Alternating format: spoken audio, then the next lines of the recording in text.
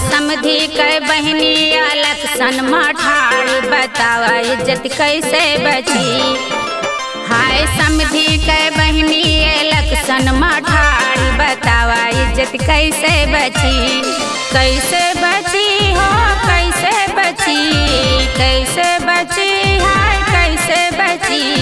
समधी के बहनी अलग सनमा ठाड़ी बतावा इज्जत कैसे बची। समधी के बहनी अलग सनमा ठाड़ी बतावा इज्जत कैसे बची।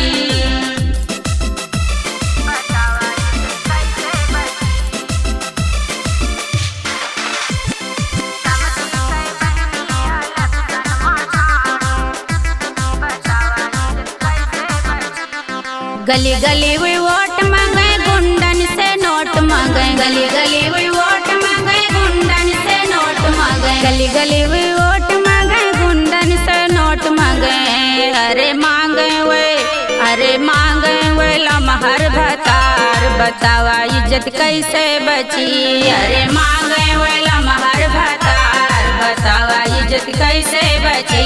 अरे समधी के बहनी अलग सनमा ठाड़ी बतावा इज्जत कैसे बची।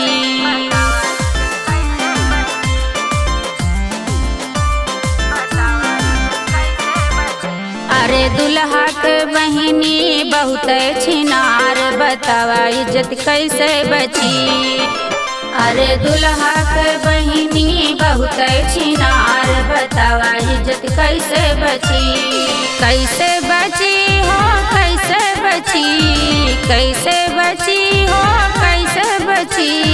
दुल्हा के बहनी बहुत छिनार बताओ इज्जत कैसे बची। सखी दुल्हा के बहनी बहुत छिनार बतावा इज्जत कैसे बची।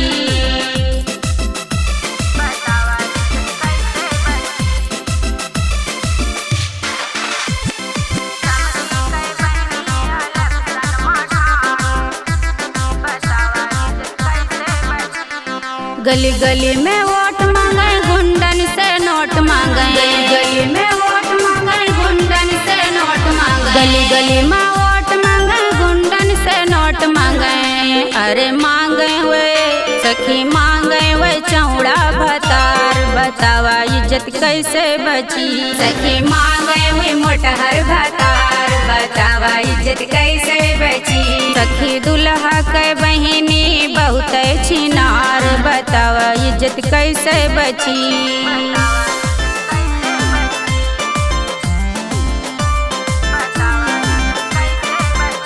अरे दुल्हा के बुआ बहुत खराब बतावा इज्जत कैसे बची।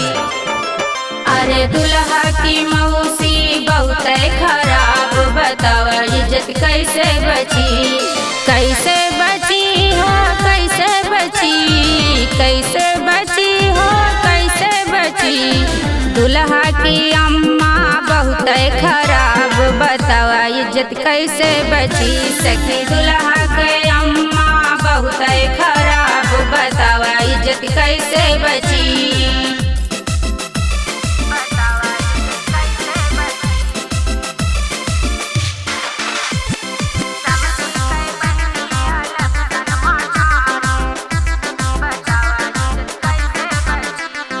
गली गली में वोट मांगे गुंडन से नोट मांगे। गली गली में वोट मांगे गुंडन से नोट मांगे। गली गली में वोट मांगे गुंडन से नोट मांगे।